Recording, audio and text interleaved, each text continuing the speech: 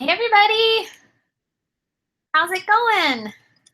Welcome to Probiotics, Facts, and Fiction. I'm your host, Bridget Danner with Women's Wellness Collaborative, and we have Kiran Krishnan coming on the call in a moment here.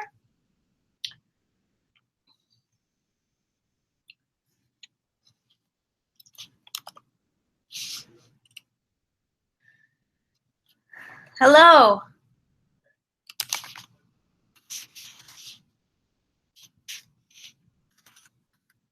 I can't tell if it's still warming up or if it's going. It says starting, but it also says live, so it's confusing me. Oh, hi. Thank you. Hello. Hey, how are you?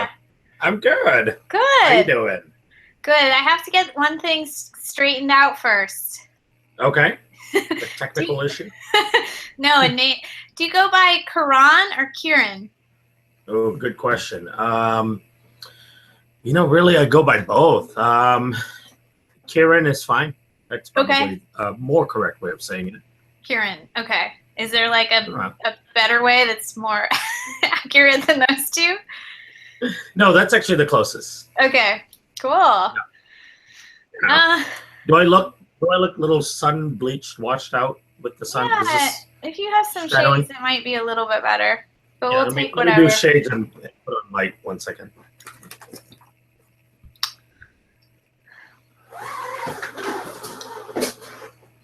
Well, thanks for coming, everyone. I think you probably know me. I'm Bridget from Women's Wellness Collaborative, and this is Kiran Krishnan. He's a microbiologist and developer of Megaspore Probiotic, among other things. Just wanted to ask one question, hi Carl, before we started, which was how many people have watched or listened to the podcast already? So if you could just say yes or no in the chat. We first posted the podcast, kind of like a pre-conversation. We posted that about a week ago, and just wondering if people have heard that or if this is mostly people's first introduction. One person said she did. Healthy? That's a good name. Yeah. This is some yes, some no. Well, kind of a mix. Okay. That's good to know. 50, so we might want to go over a few of the basics again from the podcast. But then we want to take questions too. And maybe it'd be more fun, Kiran, if we sort of took questions and then if we have to go back to some of the points. We recorded this podcast a long, long time ago, so you probably don't even remember what we talked about. Well, we talked a little bit about eating from like international stores and getting more varieties of fiber. We talked a little bit about dosing. We talked about why a lot of probiotics aren't what they say they are on the label. We talked about anaerobic and aerobic and spore-based probiotics. Yeah. So yeah, if that's a little primer for people.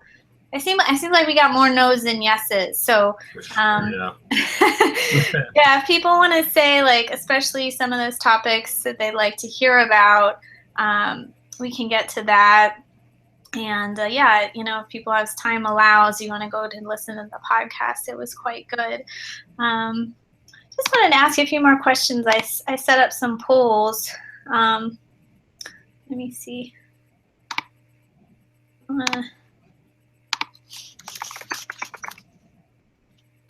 I did get 3 questions already by email, so that's exciting. So we got a few to start with. So I want to just ask people, are they taking probiotics currently? We'll see what people say. Thanks, Nadine. So for all, yes. Most yes. Okay. Are the probiotics doing what they hoped they would do? That is the next question. Yeah, I actually have that one loaded up. Because I was one of those people who had mixed feelings about probiotics. I was like, yeah, in theory they sound really great, but when I take them, nothing happens. So So we'll get into that. We talked about that on the podcast. So it looks like most people are taking them. So yeah, let's ask the next question, which is, how would you rate your success with probiotics? No wrong answer. I mean, some people do have great success. And we'll talk more about why that is.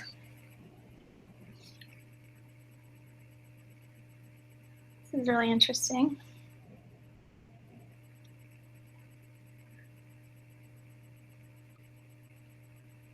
Kind of bouncing around.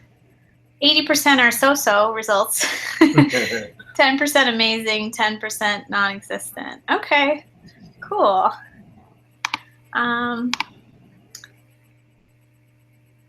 Yeah, and maybe if people want to say, this is a little more open-ended question, but what probiotics have helped you with, I'd be curious to know if it's constipation or IBS or skin issues. Feel free to type that in.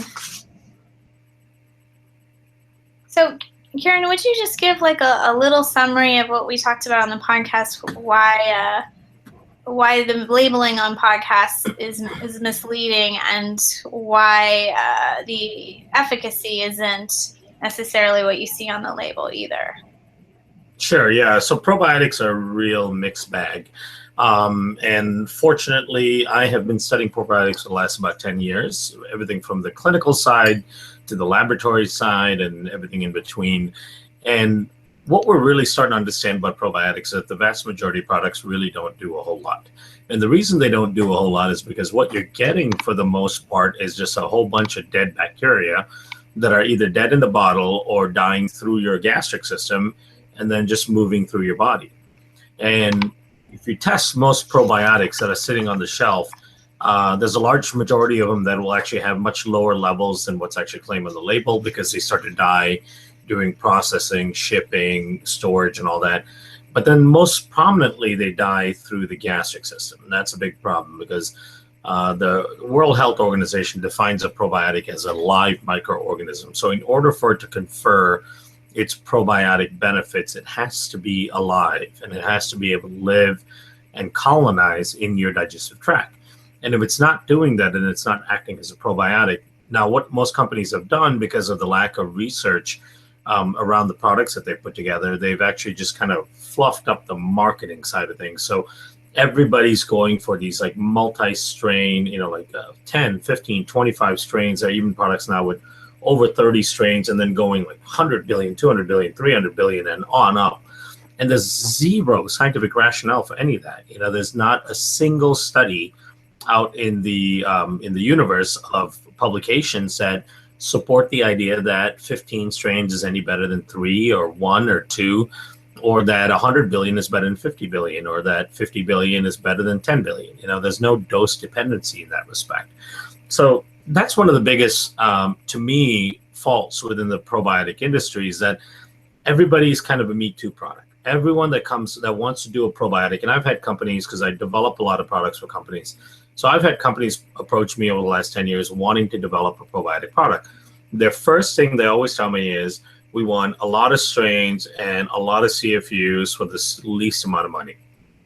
And so, the reaction there is to call up the big distributors out of China and places like that and buy these acidophilus strains, these kind of generic things that they ship by the shipload. They're literally selling these in the tonnage. There are some probiotic strains like Lactobacillus acidophilus, for example, that you can't buy less than a ton of. So you have to buy 1,000 kilos. That's the minimum order. And it's like $8 a kilo or something like that. So it's nothing. So the cost of the probiotic in the bottle that you might be paying $28, $29 for, $30 for, is somewhere around 30, 40 cents. That's all that it costs them to put it in there, And the problem with that is they don't do anything. Strains just don't do anything. There was a book recently published by a microbiologist who's also been studying probiotics for some time. He was on NPR, National Public Radio, I think last week, doing kind of the press rounds. And his book is basically Probiotics Don't Work. That's You don't need to buy the basically book. That's the whole thing. that's the whole thing. Yeah, you could read the whole damn thing, but the conclusion is that it's don't work. And he's right in many respects, because the vast majority of probiotics just don't do anything, and that's a shame, because there's so much amazing promise in probiotic therapy that could really change lives. And that's really how we got into the probiotic industry. I mean, I was working with companies who develop products, so I was researching probiotics and the studies, and really kind of getting into it. And then I was making recommendations to companies as to how to formulate a probiotic product, what types of strains. The questions the responses I always got was, we can't make a product with just 2 strains or 3 strains, and we can't make a product with just 3 or 4 billion cells, because how do we outsell the guy that has 50 billion cells? Because the consumer mindset is now stuck on those numbers. And so that's why we did it ourselves. That's why the Megaspore Biotic exists, is because we couldn't get anybody to commit to doing it, because everyone was looking at it first from a marketing standpoint. And then, well, is there any science to it at all? Maybe we can talk about the science a little bit, but they were purely looking at it from the marketing standpoint. That's basically what's happened in probiotics. So what you're getting is, every time you buy a bottle, you're getting half dead bacteria in the bottle, and then the rest of them died going through the gastric system. Now, all that being said, there are a few strains that actually still work when they're dead. So there are some strains that have an effect in the body as a dead cell. They do that as a immunostimulatory kind of effect. It's just the outer cell wall of the bacteria has some type of stimulatory effect on the immune system that can give you a positive effect as the bacteria is in the gut. But the moment you poop it out and you stop taking it, the effect kind of goes away. So it's those are called actually metabolic response modifiers. I lecture quite a bit on those to kind of teach doctors the difference between a probiotic and a metabolic response modifier. So all that stuff aside, a true probiotic is one that survives through your gastric system naturally, can get into your gut and live in the gut for a period of time at least, and then make functional changes in the gut so that your gut functions the way it's supposed to function, or at least closer to the way it's supposed to function. And when your gut does, then your immune system functions the way it's supposed to, your digestive system does, your neurological system does, your endocrine system does. Everything starts with the gut. So unless you fix that environment, you really don't get the positive effects out of it. So that was, I think, the crux of it. And then we talked about strategies on how to make your gut healthier. There are a lot of things you can do on a daily basis to really help your gut. The big goal of making your gut healthier is by increasing the diversity of bacteria within your gut. The more diverse the ecology is in your gut, the healthier you are, the more resistant you are to immune dysfunctions, the more resistant you are to infections, the more robust your immune system is. And one of the great ways of making your gut microbiome diverse is by eating a really diverse diet. The more diversity you feed the microbiome, the more diverse types of organisms grow. And that's where, I might have given the recommendation of going to kind of Korean markets, Chinese markets, Middle Eastern markets, and finding roots and tubers, vegetables that you wouldn't see at your Whole Foods or your Jewel or, whatever the big main grocery store is. Just taking small amounts of those, sauteing them, steaming them, whatever you like to do, and just eating small amounts. They all have different carbohydrate structures in them. So different branching, different types of cross-linking, and every one of those small differences actually feeds a different type of bacteria within your gut. That's why your diversity of food matters so much. To give you an example, anthropological studies have shown that our ancestors, who were hunter-gatherers and foragers, they consumed somewhere around 600 different types of foods annually. A really good Western diet consumes maybe 20, and so the diversity is really hurting. Yeah, and if people want to hear more about that, we go a little more into detail in the podcast. People can hear more. I would say, let's dig into some questions, and that might circle back to some of the basics too. And just anybody who wants to go ahead in the chat and ask a question. We can even take people on the video if we want to get exciting and crazy. That'd be awesome. Yeah, it'd be really fun. I think you have to be logged into Gmail to come on the video because this is a Google platform. But if you're logged in with a Gmail address, go ahead, and if you want to be like live, you can. There's a little button that lets you kind of raise your hand. So that's a choice. And while people kind of warm up to this idea, I have a few questions waiting. I got a question about safety during pregnancy and recommendations during pregnancy. With gut health in general, or the spores in particular? I think is it safe to take probiotics? Is it safe to take Megaspore? This particular person, many women get constipated when they're pregnant, and she wondered about safety. Yep. So I would say probiotics in general, there are some precautions when you're pregnant. If you are histamine intolerant, for example, you don't want to take any old lactobacillus-based probiotic because a lot of lactobacillus species produce histamine, so you end up getting a more profound histamine type of reaction. And so you want to be very careful because that histamine reaction causes an inflammatory response throughout your body, which can then, disrupt the fetal development. So you want to stay away. If you know that you're histamine intolerant, you probably want to be really cautious about the type of probiotic you take. The good thing is the spores don't produce histamine. In fact, they can help break down histamine to some degree. So the spores are perfectly safe with that regard. In fact, there are a few countries in the world where they use them as a prescription treatment for pregnant and nursing moms, especially to help with upper respiratory infection and things where you don't want to take an antibiotic. The other thing to be cautious about is looking at fermented foods. Fermented foods are great, incredibly healthy. I love fermented foods, but some fermented foods, depending on how you ferment them, especially if you're doing a lactic acid fermentation, can also produce high levels of histamine. So you want to be careful. Your immune system, when you're pregnant, is kind of going a little haywire. It's going through a number of changes, the hormonal changes, things like that, kind of throw off the immune system a little bit. And so you want to be careful about, putting things in there that could elicit a negative reaction. So the only two things I would say to watch out for are fermented foods, especially that you're not used to. If there's a fermented food that you've been consuming, for years and years, and your body's used to it, totally fine. I wouldn't necessarily start one when you're pregnant just because you don't know how you're going to react to it.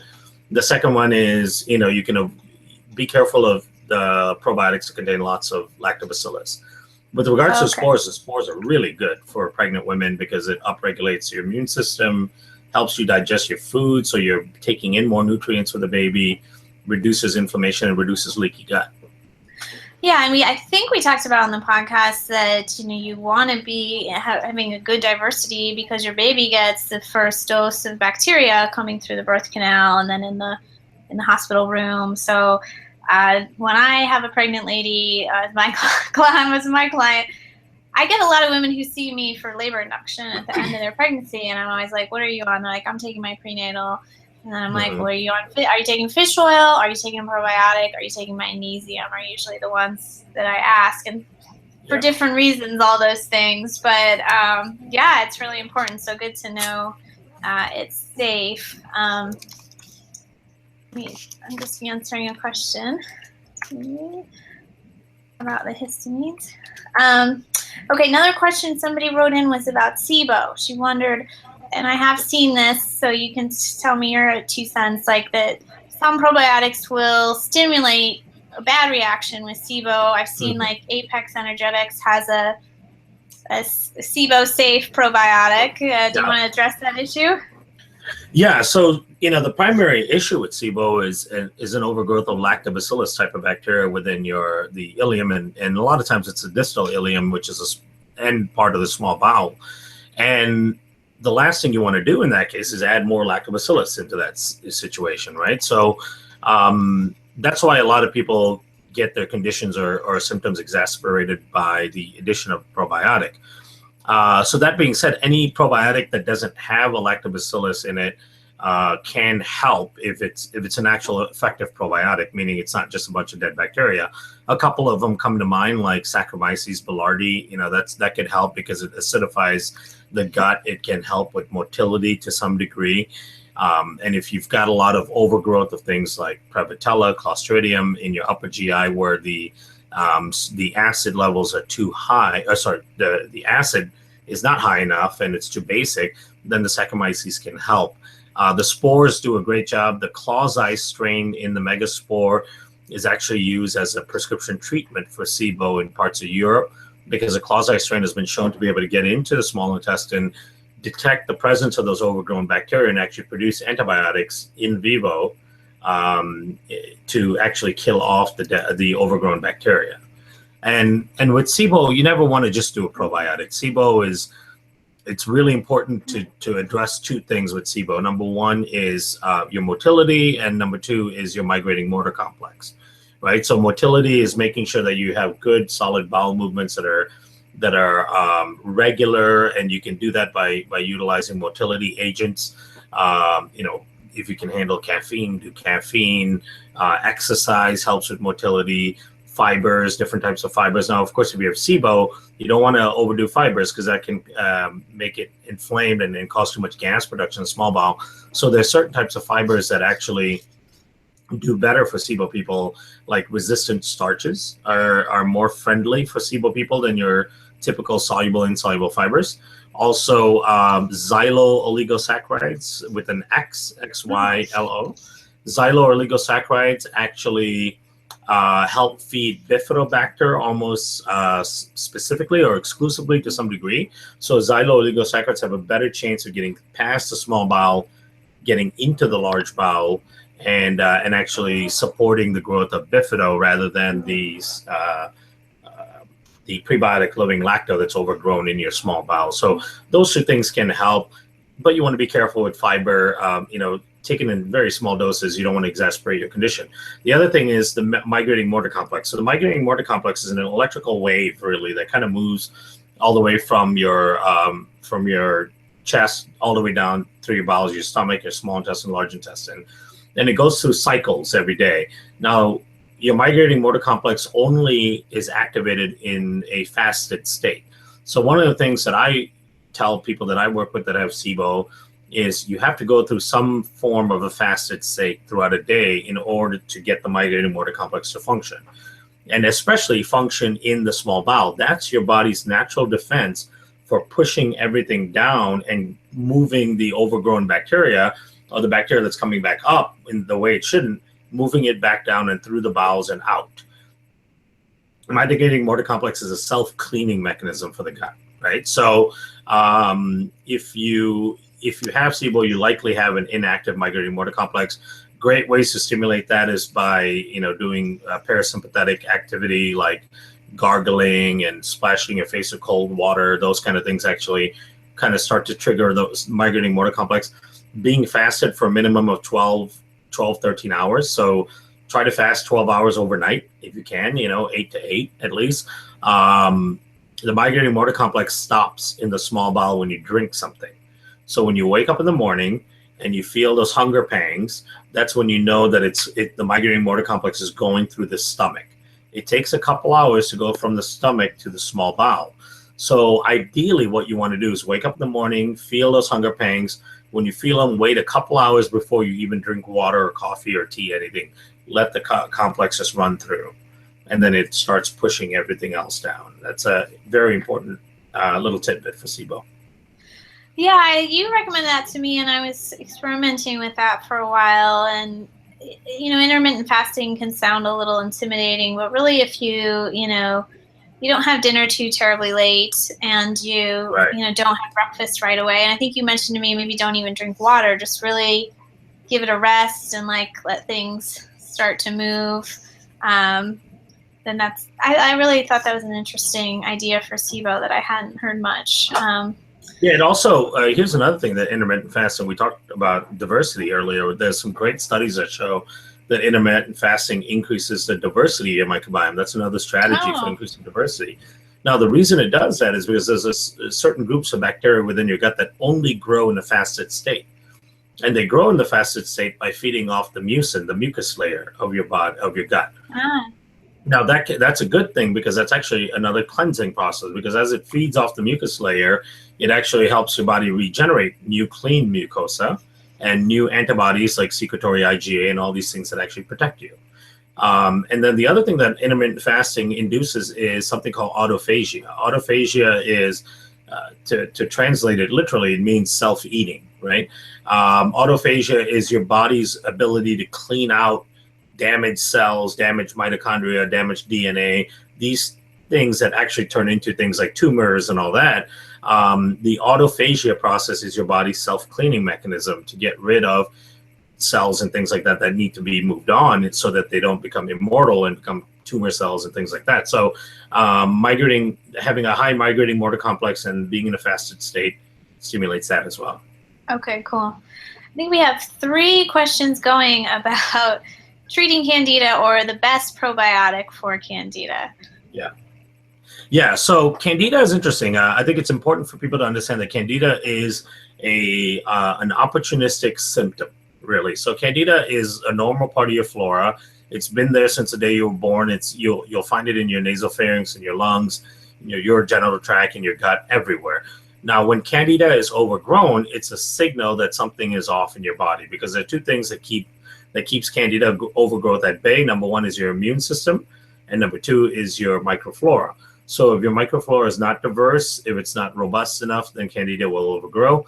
If your immune system is under pressure, then your candida can overgrow. A lot of times, candida overgrowth is tied to heavy metal toxicity, stress on your pancreas, gallbladder, all these organs not really functioning well, or hormonal imbalances. So those are the causes of candida. So you can keep treating candida, but unless you get to the cause and treat that heavy metal toxicity, the pancreatic issues, the hormonal issues, the candida will just keep coming back. That's why the reversion rate of candida therapy is so high, because it just keeps coming back as a symptom of something else going on.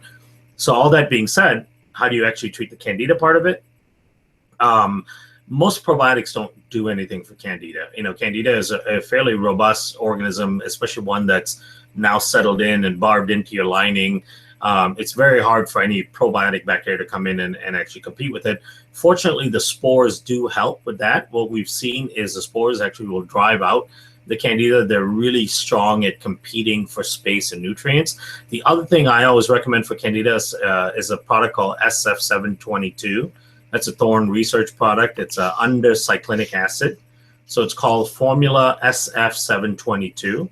So you take that 3 or 4 times a day with the spores, and we see phenomenal results with that, with candida. Oh, interesting.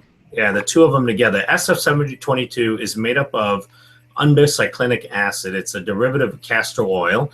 It has a lot of potency against candida and other fungal infections. So that's a great option. Another option is propolis. If you've ever used propolis, I don't know if you have or not, but propolis has got some great effects against yeast overgrowth and keeping yeast under control. But from a probiotic standpoint, there's no probiotic except for the spores that can really do anything in the presence of candida. You always want to treat candida with an antifungal and a probiotic and the spore. Yeah, and there's some other little things too. I think I use diatomaceous earth on an empty stomach. I actually kind of like that. I like drinking diatomaceous. Right. So yeah, you need an antifungal to recap, and also you need to kind of get to the root of it. Like if you keep getting candida, it's not like you're a bad person. It's just like something's going on. That fungus has a ripe environment to grow, so you kind of do have to get to the root of it. And it's very common. So the other part of it, one of the ways the spores helps is, so candida tends to live in these things I call pathogenic condominiums, right? So everybody's heard of biofilms. So there are certain types of bacteria in your gut, like Staphylococcus, Streptococcus, that can produce biofilms and hide. What happens is candida actually makes partnerships with these bacteria, where you have these layers of a Streptococcus and then a candida, and then the Streptococcus's biofilm over that whole thing in these layers, and that's how they protect each other. So in order to get to the candida that's kind of stuck in there, you need to be able to break up the biofilms as well. That's one of the things the spores do well, is they produce alpha amylase to help break up the biofilm. Oh, I did not know that. So that's because they themselves can produce biofilms, so they have the enzymes to break it down. So it becomes an important part of therapy. That's why in some cases an antimicrobial can help too, like an oregano oil, berberine, something like that, because a lot of times the candida is really living off of the overgrowth of certain types of bacteria. So you might want to always look at multiple approaches to it. Okay. Yeah, that's really good advice. I got a big question from the internet for you. Um, she says she has very serious leaky gut with no good bacteria. She also has a huge parasitic infection and herpes virus. She said that her immune system is wiped out from stress and toxins and bad treatment. She wonders if you've dealt with anyone this severe and how did they respond. She wonders if probiotics can help with herpes virus, and also, do you ship to South Africa? Oh, I'm sure we can. We've shipped all over the world, so I'm sure we can work with Bridget to figure out how to ship to South Africa. We've done that. We ship to Australia, New Zealand all the time. So I imagine South Africa is not that hard.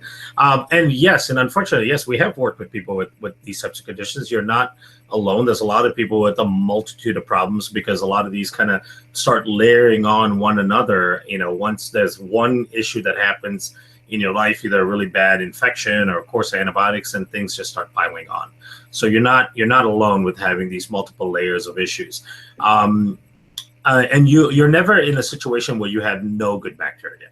That's virtually impossible because your gut has, over 100 trillion microorganisms. It's very hard to wipe out entire groups of microbes. You can bring them down as much as 90%, but there's always some there, and they can always regrow if you give your gut the right condition. So now for the herpes side of things, obviously herpes is a chronic long-term infection that looks for immunocompromised opportunistic events to show up. It's not always showing up in terms of the warts and lesions and things like that. So herpes actually can really be helped and controlled by things like lauricidin. So lauricidin, yep. Okay. Lauricidin, I believe. Okay. The active ingredient, I believe, is called monolaurin. Oh yeah, I know this one. Yeah, I take this monolaurin for my own herpes virus. Yeah. It's really good, but I don't know much about it. Tell us. It works really well. So it's a great way of controlling the virus and outbreaks associated with the virus. Another thing, if you can find a really good supply of colloidal silver, a good high quality colloidal silver, typically you would find that at your health food store. Any colloidal silver being sold at like a mass drugstore, those kind of places are probably not that great. So you get what you pay for when you're dealing with colloidal silver. So if you can find a high quality colloidal silver, that can really help as well. Small doses of it every day, depending on where your herpes is, you can even treat it topically as well. So that can help. Now you also want to boost your immune system. So you want to get your T helper cells all functioning better, so it has the ability to actually find viruses and suppress them and identify them. The spores help a tremendous amount by doing that. In fact, they use spores as vaccine delivery vehicles now in new studies because they're so good at upregulating your body's T cell activity. And we're doing studies with HIV patients for that reason as well. And so utilizing the spores, utilizing some immunosupportive therapies, things like some mushroom beta glucans can really help with upregulating the immune system. High doses of vitamin C. People just don't take enough natural vitamin C, and I'm not talking about like that ascorbic acid or ascorbate stuff that you find at the cheap drugstores. I'm talking about natural vitamin C, like from amla, for example. AMLA is a superfood fruit that has probably the highest natural amount of vitamin C, and it's got a lot of phytonutrients in it. And I'm talking about 2,000 or 3,000 milligrams of vitamin C a day, every day. That helps a tremendous amount in keeping your immune system ticking away. I take at least 2,000 or 3,000 milligrams a day. In fact, that's what I have in this bottle right here. I take 3,000 milligrams of vitamin C, and you can't overdose on it. So whatever your body doesn't need, you'll just pee it out. Which is totally fine. Get enough sunlight, that'll help as well. And then try to eat a diverse diet, like we mentioned before. The more diverse your diet is, the more it selects for more groups of bacteria. So it can really help increase the diversity. Give chances for the suppressed organisms to start to grow and help your body. So don't feel like you're down in the dumps or there's no hope when you have all these layered issues. The thing about all these layered issues is they're all connected for one reason. So if you can fix that one reason, you can alleviate many of these issues. So, don't be discouraged, and you're not alone. There's many, many people that are in the same situation, again, because it all starts from the same reason, and then it just piles on. So, start working your way back to it, and you'll be able to recover. Yeah, I think one thing that's very encouraging is, you can rebuild your gut. I think no matter any situation. I think I had a client once, a young client with like Crohn's disease, and she used to be on IVs and all this stuff, and she worked with a great naturopath, and she just like moved past it. Like, everybody has to be careful, right? In times of stress or travel, you still have to be careful, but you really can come a long way, which is pretty awesome. Jessica asked, are there any contraindications to using Megaspore?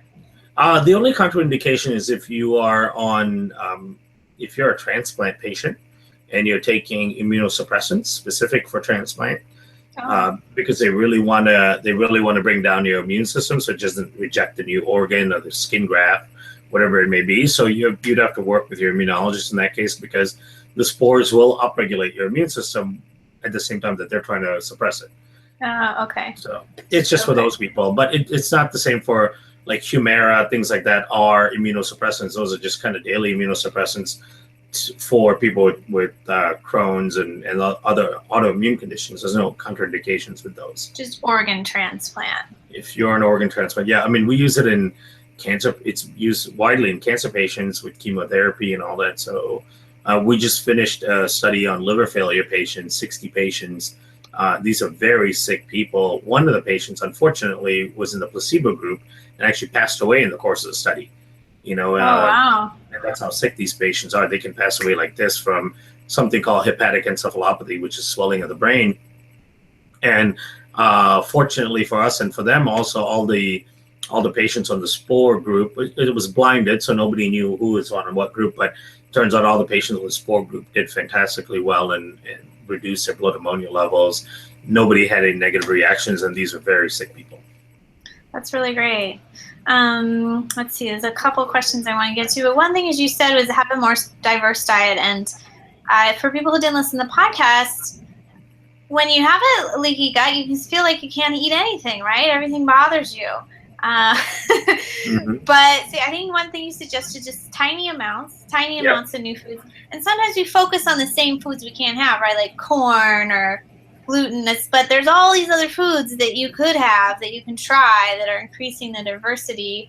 Wonder if you have any suggestions on, I don't know, like when or how much if people are trying to get more diverse, like any tips for those people who are just feeling nervous because they're so sensitive? Yeah, and people get very sensitive about the cross-reactivity of certain foods and all that. That's why I always suggest to people to go to the ethnic grocery stores, because you'll find roots and tubers there that you will not see anywhere at your grocery store. Some that you probably have never eaten in your whole life and that don't have any cross-reactivity to anything your body's used to. So if you go there and you see a vegetable and you've never heard of it, you've never seen it, try a little bit of it. What's the worst that can happen is you might have a negative reaction to it, but at least but for the most part, if you add just small amounts, like Bridget said, we're not saying to eat a whole meal of just 10 new different things, just tiny amounts. It could be as little as 1 or 2 bites, just to get a little bit into your system. Take the probiotic with you at the same time, so the probiotic helps break that down as well. Drink a lot of water, and just do small amounts throughout the day so your body slowly gets used to it. It doesn't have to be complex, and it doesn't have to be a lot.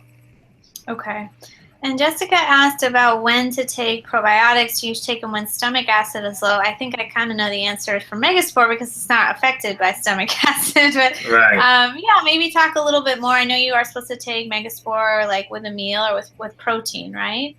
Yeah, we always recommend to take it with any one of your meals of the day. Take it with food, which a lot of other probiotics will say to avoid taking it with food, but it shouldn't matter.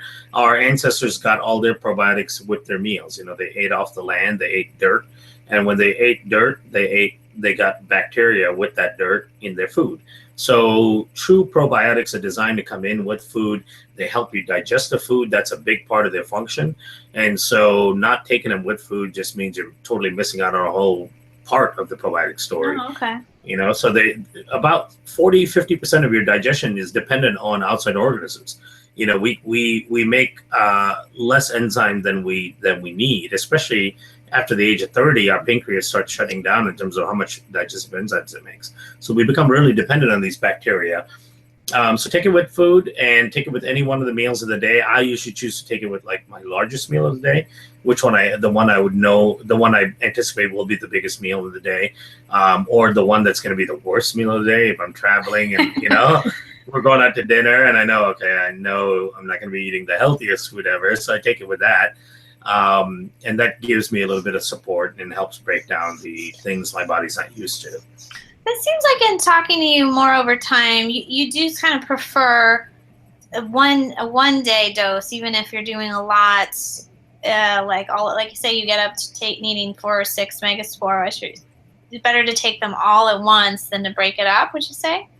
Yeah, it depends. So if you're taking a higher than the 2 a day dose, which is a standard dose, if you're taking that because of an acute condition, meaning you've got a gut infection or a sinus infection, or or like a herpes flare up, for example, because that indicates that your immune system is down.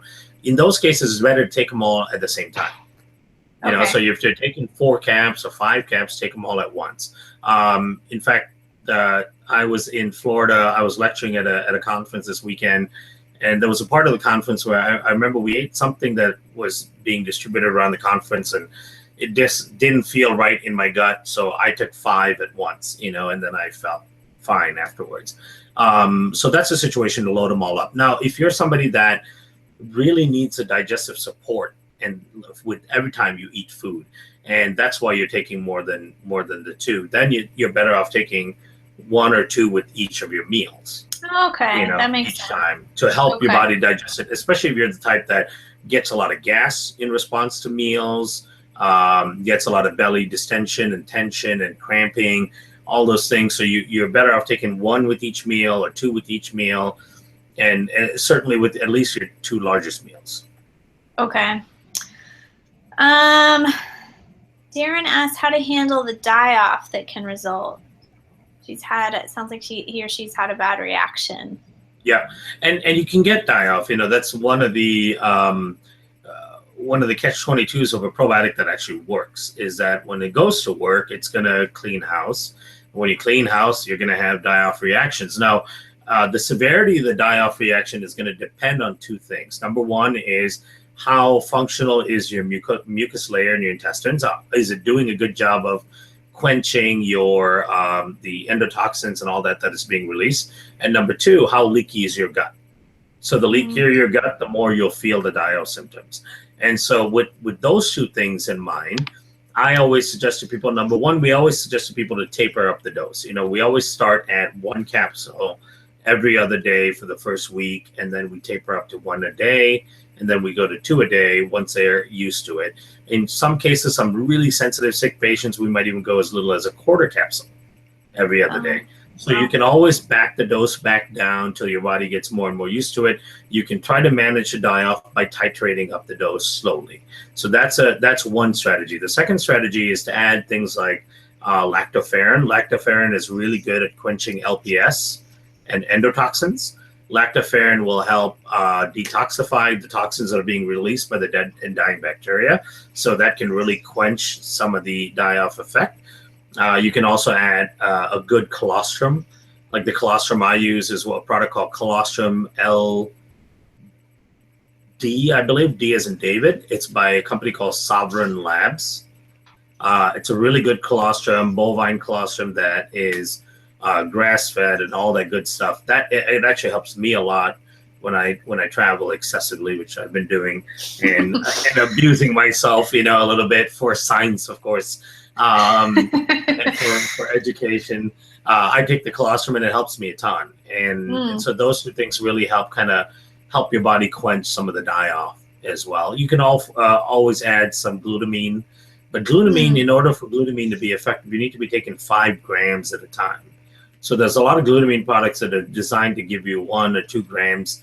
They're doing that just to put glutamine on the label and not have the cost associated with it. If you're going to do glutamine, you got to do it right and do it 5 grams 2-3 times a day.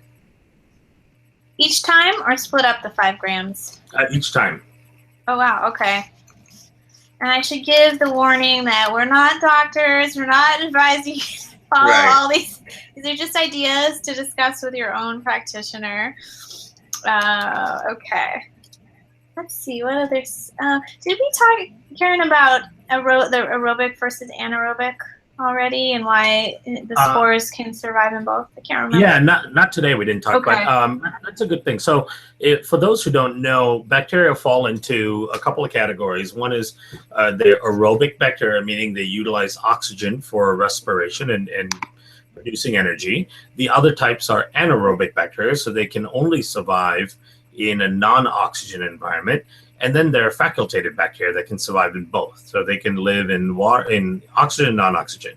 Now, the gut happens to be a non-oxygen environment, which a lot of people don't really know that. But once you go past the beginning part of the small bowel, most of the rest of the gut is anaerobic, meaning there's no oxygen there. So in order for a bacteria to be able to exist in there, it has to be able to survive in an anaerobic condition.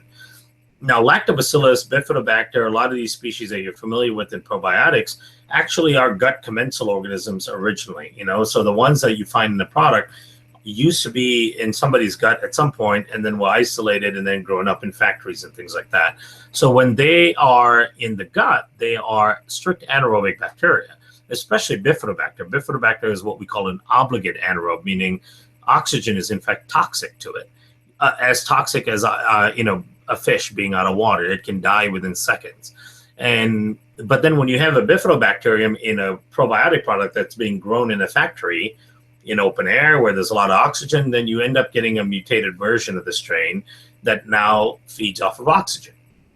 So now what you're doing is you're taking these oxygen feeding bacteria that's been encapsulated and putting it back into a no oxygen environment and expecting it to survive.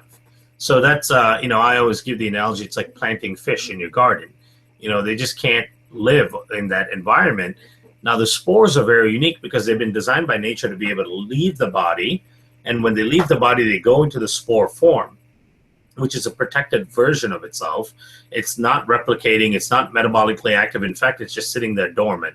And it's totally protected by the outside environment by things like UV radiation and desiccation, which is drying, or anything that it might encounter, chemicals, things like that.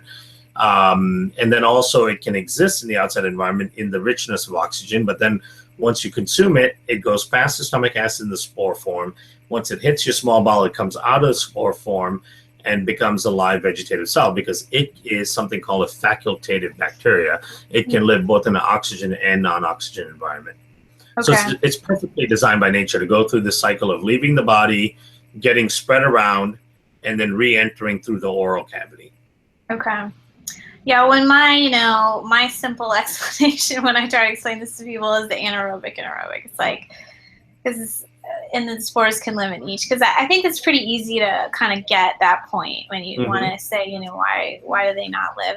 And then the stomach acid. Like, I just read this excellent book on thyroid, but she recommends to take a refrigerated multi-strain probiotic, and I was like, ooh, that's like, and you talked about that on the podcast, that like, if it can't even live on a store shelf, there's no way it's going to make it through your... Yeah, it's 98 degrees in the body, and the pH of 1, it's a horrible environment for bacteria, and it's design, and that's by design in many ways, because the stomach is called the gastric barrier, because it's supposed to defend, in part, your body from exposure to large amounts of potentially harmful bacteria coming in through your oral cavity.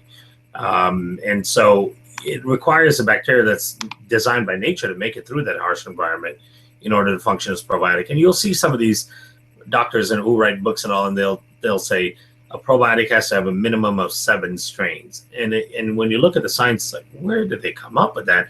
Oh, wait, they have a probiotic they're selling that has 7 strains in it. That's why, because there's no research behind the number of strains. The vast majority of probiotic studies are done with a single strain. So I think the last question I want to ask you before we get into if people want to find out how to order is the strains that you have are really well researched and used for a long time. Can you just give a little description of each of those? I'm trying to learn a little bit more about all the strains, and maybe some other people would like to too. Sure. So you want me to talk about each strain How many and strains little are highlight there? about? Okay, so there's 5 strains in the product, and the Okay. reason there's 5 strains is because the spores, the bacillus spores, are highly functional organisms in the gut. And what we were doing when we were looking at a probiotic was we wanted to copy what happens in nature. It wasn't about what the label looks like, what we can say on the box, and any of that. What we wanted to do is figure out how in nature do these spores exist, and how did our ancestors get naturally exposed to them. And so what you find is these 5 strains typically are found in association with one another. That's why we call them a consortium. Rarely Okay. do you find a single one of them by themselves, and Oh, okay. so they actually support one another through moving through the gastric system and fighting off other bad bacteria and all that. So we picked those 5. Now there could be others, but they just didn't have enough research behind them yet. There are other bacillus spore strains that have promised to be effective probiotics, but we also didn't want to put a strain in there just because, to buff up the label. We wanted to put only strains in there that have significant safety and efficacy studies behind them. So that was the other part of formulating it. So the 5 strains work in concert together. Each one of them functions a little bit differently in the gut. One of them, I'll give you an example, like the coagulants produces L-positive lactic acid. L-positive lactic acid is a type of lactic acid, the form of lactic acid that your body produces, which is really good because a lot of other lactic acid producing bacteria actually produce D-lactic acid.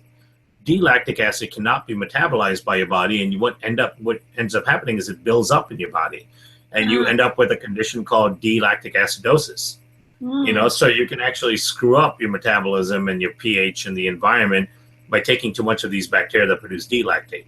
And so that's a very important aspect. They produce L-positive lactic acid, so it acidifies the environment, sets up the environment for the growth of your good natural bacteria. Then like Licheniformis makes bacitracin. Bacitracin is a really powerful antibiotic against some pretty bad bacteria within the gut, things like Clostridium and Campylobacter, Klebsiella. These things are taken care of by the bacitracins. That's why the Licheniformis is important. The subtilis is one of the best at interacting with the immune system and upregulating your T cell and B cell response in something called your pattern recognition system. So it's a part of the immune system that actually looks for unfavorable immune responses and suppresses them. So it's a T regulatory system. And this bacteria does this phenomenally well, colonizes really well. It itself produces about 7 or 8 different antibiotics to kill off other bad bacteria. And then we've got the carotenoid producing bacteria, the HU36. This strain actually gets in your gut, colonizes, and produces almost a dozen different carotenoid antioxidants for you in your gut at the site of absorption. So it's producing things like alpha carotene, beta carotene, lycopene, lutein, astaxanthin, zeaxanthin. All of these things, these are the really important antioxidants. They're producing it for you in your small bowel, right where it's being absorbed. So it's the most bioavailable form of an antioxidant you can get. And it becomes an extremely important strain for overall health because your eyes and everything else need beta carotene, lutein, your brain needs all these antioxidants to function. And then, of course, there's the Clausii strain, which has been a prescription drug for over 60 years. It's really good at inflammatory reactions, at tapering or tampering, reducing inflammatory reactions. And also it's used in the prescription world as a treatment for upper respiratory infections, sinus infections, things like that. So together they form this amazing A-team, if you will, of bacteria that goes in there and fights for you. Yeah, and I think the Bacillus group, I've been told it's kind of like special forces. It's going in there, reading the environment, deciding who needs to be dealt with and who needs to be protected. So it's not like you said, I can't remember the phrase you used earlier, but it's not like one of those transient bacteria that help you while they're in there. It actually helps your own body rebuild its environment. Is that right? Totally, yeah. We call it a gut reconditioning system because what we're doing is totally reconditioning the gut, the environment, selecting against bad bacteria, selecting for good bacteria, making the environment more hospitable to a more diverse group of bacteria. So they're really kind of going in there and cleaning house.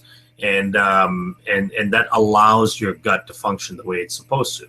And the beauty of it is that humans have been exposed to these very strains all throughout the course of human evolution. We've got evidence of that based on glacial ice core studies and all that our ancestors were consuming these very same strains for the last 3 to 5 million years. And so we've developed this amazing symbiotic relationship with them where we give them a home and they clean the house and they protect the house. Awesome.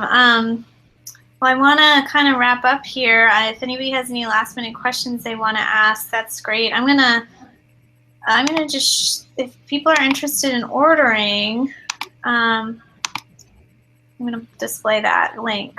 So you cannot buy this in a store. Right. It's physician only, and you have let a few, not that many, physicians kind of sell it online. Some online just people. a few select amazing special ones. And selected by us. Yeah. Yeah, I think I'm only like the 12th one or something like that. So maybe less. Maybe less? Oh, really? Okay, I don't know. I got a number 12 on my shop. We're under 10. Oh, really? Well, I feel extra special then. Yeah. But yeah, this is a link where you can go in the store because it is prescription only. We're not going to be putting this on the main page of our website, but you can go into the store and you have to enter a code, which is WWC for Women's Wellness Collaborative. And the condition that I have to agree to be able to sell is I need to be able to be available to support anyone who buys it, which I'm happy to do so. Luckily, I think the product's pretty safe, easy to take, so it makes my job easy. But yeah, there can be die-offs. There's going to be questions about things like pregnancy, taking it with other medication, that kind of a thing. So I'm always available through my website to contact. If you want to ask me questions before you buy it, you can. We put this info in the podcast notes, and people will get it like as part of the recording. But again, we won't like spray it all over the place because we want some supervision of use.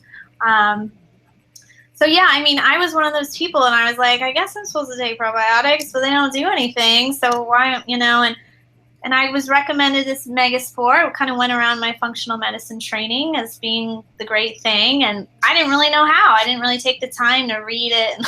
I didn't take the time to educate. I had to make Kiran come on and teach me, and I was amazed. I was really amazed by the information. This is literally the first product I'm selling online because I'm really excited about it, and it can just help in so many cases. We're a women's health hormone situation organization, but it's all connected, like you said, right? If your problem is, you're having trouble with your periods or fertility, or you have Hashimoto's, it's always got to check the gut. You always got to go back to the gut. Women are under so much stress today, and often the gut is suffering from that as well. So it's just a great thing. Also, if you go on antibiotics for any reason, you really need to recuperate after Absolutely, that stuff. Because the fact that it works in the presence of antibiotics, the hepatic encephalopathy study we did was with patients who are on chronic Xifaxan. So they're on Xifaxan, which is, if people aren't familiar, Xifaxan is the antibiotic that stays actually in the gut the longest. It's got if I'm not mistaken, maybe an 8-hour half-life in the digestive tract. And that's why they use it it used to be used for travelers' diarrhea. Now it's mostly focused on this liver failure. What they're trying to do is keep the microbe levels down to a certain degree so that so that there's less ammonia being produced in the gut. And so Xifaxan is one of the worst antibiotic for a probiotic to be involved with. And even in the presence of that antibiotic, the probiotic still was able to reduce the ammonia levels. Oh, interesting. So yeah, and no other probiotic would stand a chance in the in that same environment. And so it becomes really important to take it when you're on when you're on antibiotics, and then especially after as well. So we're actually doing a study with London University where, and this is preliminary data that we could share, is a single dose of 600 milligrams of Augmentin we're seeing reduces the bacterial count in the gut by 90%.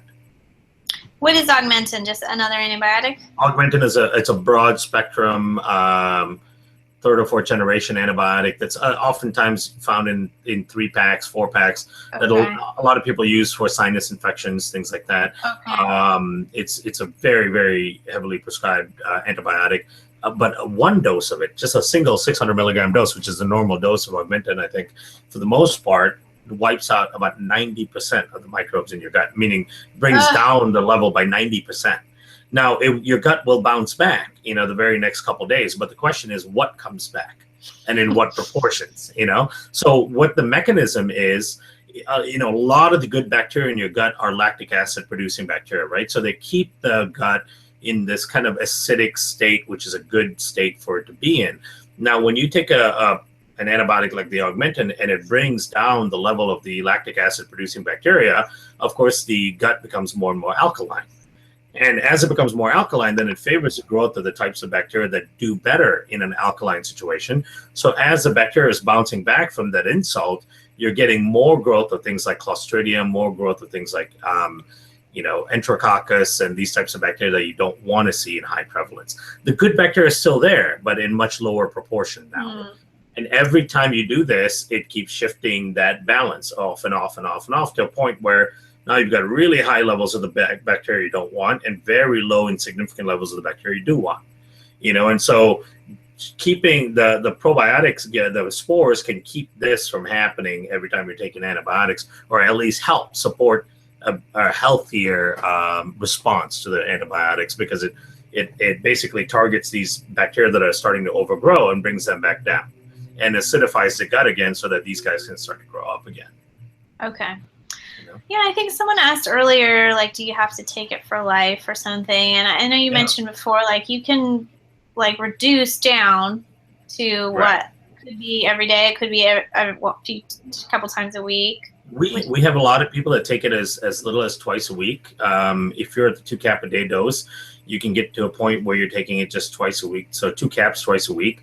It really kind of depends on your situation. So what we find is that it's important to get some continuous dosing of the strains, because part of what they do is interact with the Peyer's patches, which is a type of immune tissue in your small intestine. That's a part of the immune system that actually needs daily constant upregulation and stimulation in order for the immune system to function and increase its regulatory side of its effect.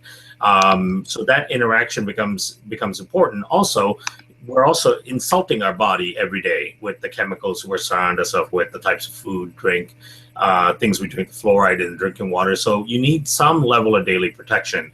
But once you've gotten your major issues under control, you can go to a maintenance level and do it 2-3 times a week. I probably do it maybe 3 or 4 times a week. I'm notoriously bad at taking things regularly anyway, habits. I'm not great at good habits. And so I often forget, and I travel so much, but I take it probably on average about 4 times a week, and I get all the benefits from it, from doing it that much, because my gut's been seeded with these guys for a long time now. Yeah. Yeah, I would recommend to people, if you're taking this to really work on healing something. If somebody asked about MS, someone asked about atopic dermatitis. I think I didn't know the dosing at first, and I was like, well, I guess I'm supposed to take 1-2 times a day. But if you're trying to really fix something, you might have to high dose it for a while, and that can be a little expensive, but it's not forever. It's just, but really get to the point where you see a result. But Carl, it can certainly help with skin issues, because a lot of times skin stuff, if you see a naturopath, they'll always say, they'll talk about skin, you gotta ask about the gut. It's always, we detox through our skin, and when that gut is the studies that show that the gut bacteria actually determine the skin microbiome as well. Okay, so that's a good point too. What's going on in your skin is a direct reflection on your gut. And there are probably a number of questions on autoimmune conditions, like lupus you mentioned as one. We can group all autoimmune conditions into one thing, and they all somehow are tied to leaky gut. Leaky gut is really the trigger in many cases for autoimmune, to start off the autoimmune cascade. There are 82 identified autoimmune conditions right now. Most of them can be correlated back to a particular virus or bacteria or chronic infection. So a lot of times that's part of what starts it. Then there's an environmental trigger or an immune compromised situation, and then leaky gut will actually perpetuate it. And one of the things that we're seeing is we just got some of the preliminary data from our expanded study. And we're seeing that we're actually alleviating leaky gut in 30 days with taking the probiotic and no other therapy. Wow. These That's are people amazing. that are getting 6-fold endotoxic reactions after eating a meal.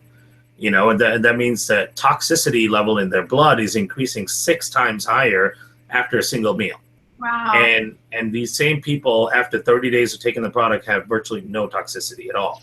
So the gut is being sealed. If you can seal up the gut, if we can heal leaky gut, then we're really addressing the vast majority of chronic issues. So we don't necessarily have studies on every one of these conditions like atopic dermatitis or lupus and all that. But what we can say from a mechanistic standpoint, we know we're sealing the gut. This is the first probiotic study in the world that has shown in humans to be able to resolve leaky gut. There's not another, in fact, forget probiotics aside, there's not another compound that has been shown to resolve leaky gut in humans. This is the very first one. And a 2015 study actually concluded, this is a meta-analysis study, meaning it studies a lot of studies, concluded that leaky gut, intestinal permeability, was the #1 cause of mortality and morbidity worldwide. That virtually every So chronic even though we're not dying of leaky gut, it's involved in leaky gut is the cause of all the chronic infection, all the chronic conditions. And a great place where this is exemplified is with HIV patients. And most people don't know that HIV patients actually die from leaky gut. And they die from a really accelerated and exaggerated form of leaky gut called HIV enteropathy. And in fact, a study that published last year showed that the degree of leakiness of their gut is a better predictor of mortality than viral load itself. So they could have very high amounts of virus in their system, but low amount of leaky gut, and they will survive just fine. But they could have very low amounts of virus, but high leaky gut, and their morbidity and mortality rates are really high. So we're in fact involved with the NIH, which is the National Institutes of Health, in a study on our spores to resolve leaky gut in HIV patients as a potential huge portion of the cure for HIV. Because the whole idea is that if you can prevent their gut from getting so leaky, they don't end up with all the other opportunistic infections, which is what kills them. The pneumonia, the Kaposi sarcoma, all the different types of, just common things that most people fight off. I think it's awesome that you're working with these high-risk groups. It's so wonderful. I mean, and most of us health coaches, we're not really working with those groups. Right. I think it's incredible. And sometimes the rest of us, we feel like we're being a little high maintenance to have to, I got to take my probiotics and this and that. But really, preventing some really serious things, and it is important. One thing I love about the Megaspore is so easy. I'll just end on a funny story. Is my hairdresser is pretty interested in natural medicine, and she's got like some vitiligo and some digestive issues.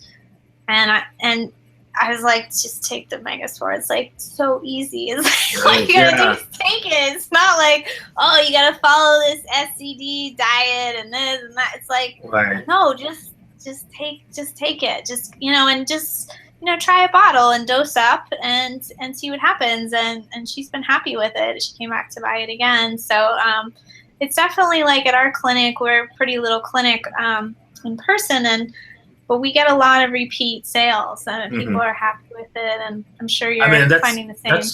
That's why we're on back order all the time, as you probably know. Yeah, that's happened. We're in fact slightly back ordered right now, and every time we think we're going to keep up or get ahead of it, it goes back down, and it all comes from people talking about how effective it can be, and then also the repeat customers. I mean, we have people who've been on it since the very first bottle was on sale, almost 4 years ago, and they will not allow themselves to go off of it. Not that you have to be that strict with it, but it's efficacious. And I love the point you made about working with these high risk groups, because we all do, for the most part, even those that are dealing with a lot of problems and all that, we have the luxury of skipping doses and taking it easy, forgetting to take it, or saying we don't really need it. We have that luxury. It's not a matter of life and death immediately for us.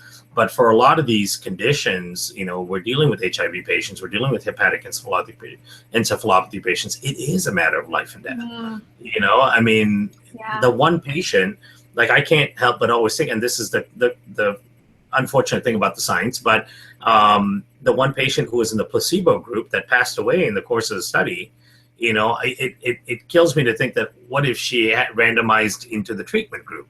Oh, gosh. She might be alive today because she was getting the probiotic instead of placebo.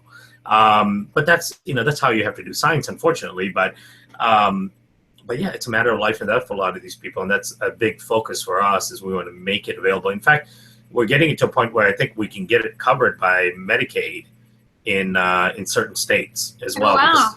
Because a lot of HIV patients are very low income people. They're not necessarily going to be able to afford the product. But we've got some big congressional resolutions in place right now that are pushing to get it covered by Medicaid. So we're taking that route as well.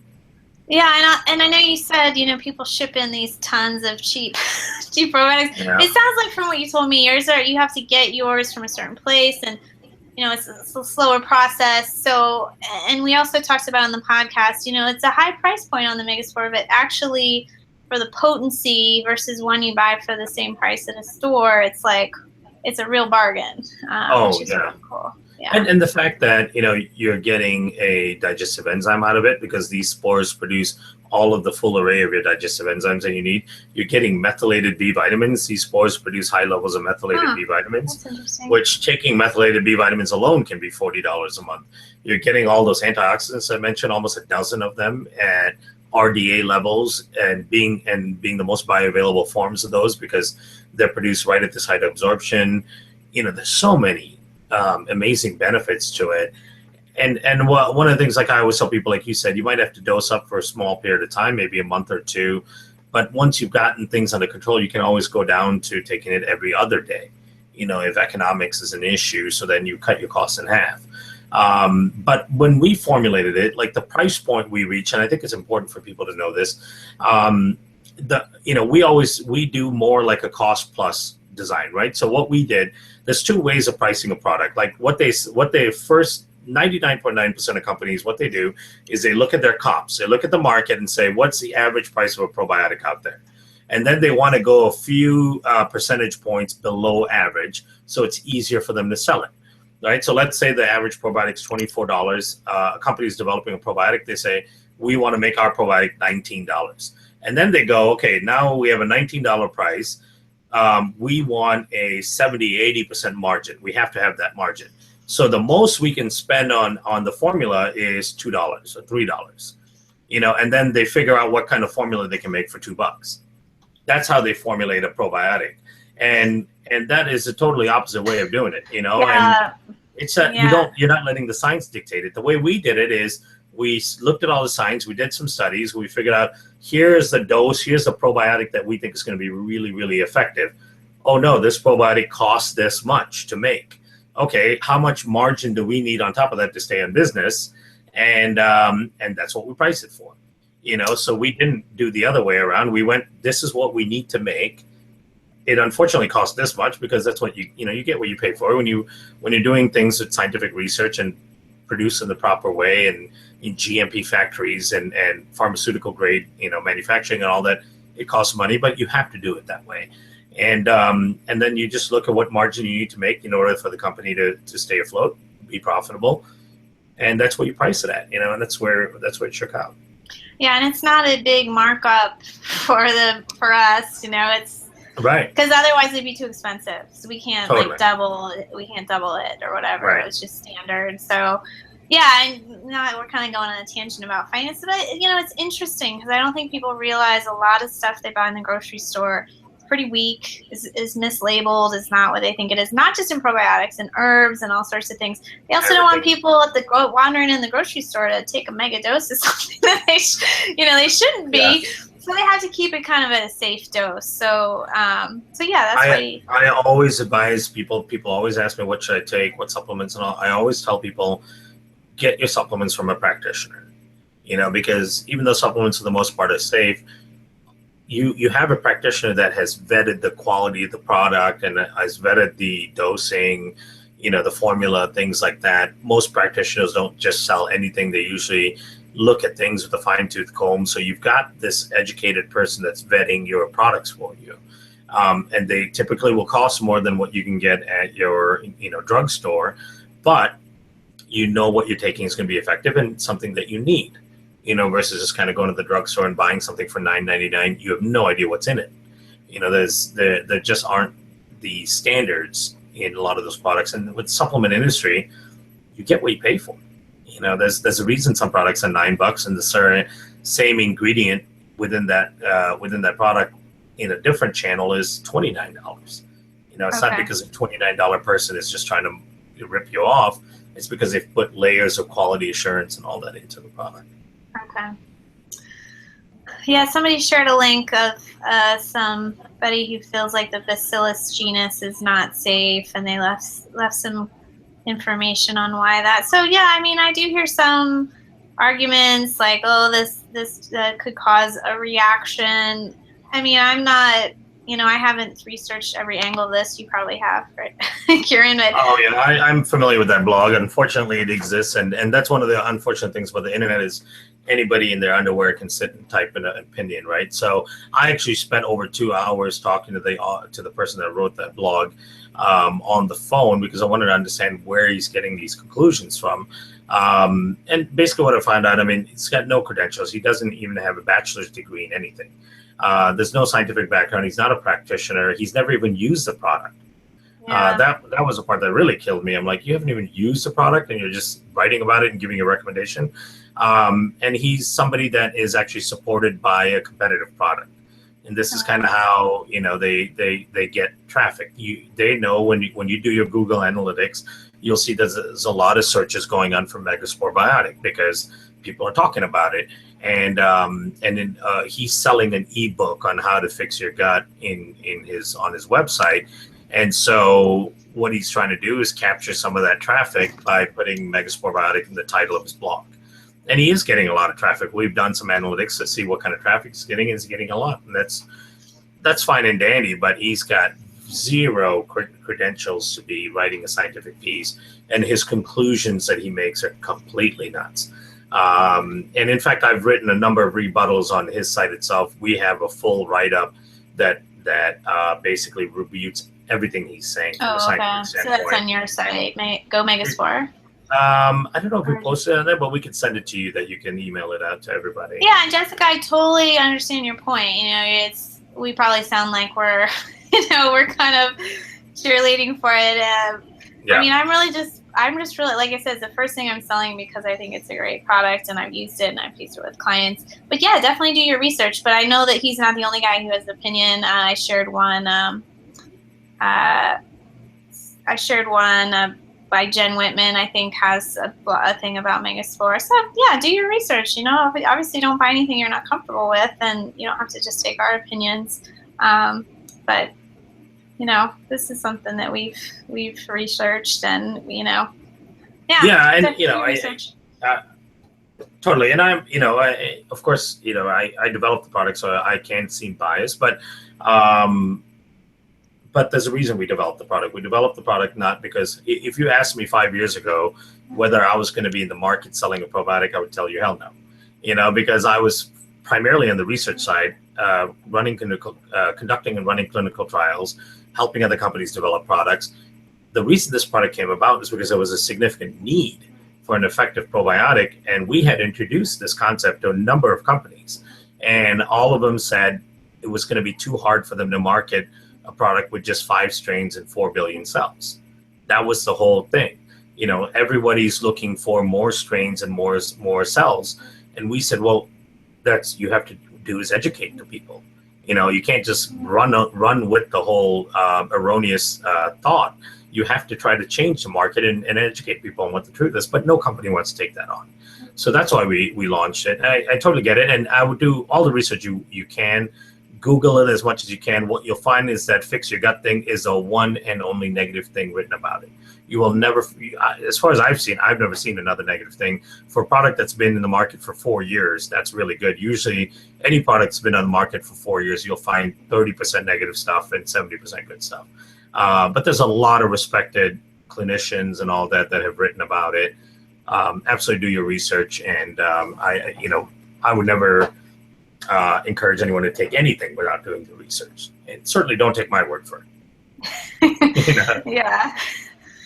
Okay. Well, we kind of went on a couple little tangents here at the end, but I think it's good because people want to people do have questions when they're thinking about some of these are the most important things, because people are going through the process in their mind and trying to understand things and make decisions, and that's absolutely what they should be doing. You don't necessarily want to jump into anything.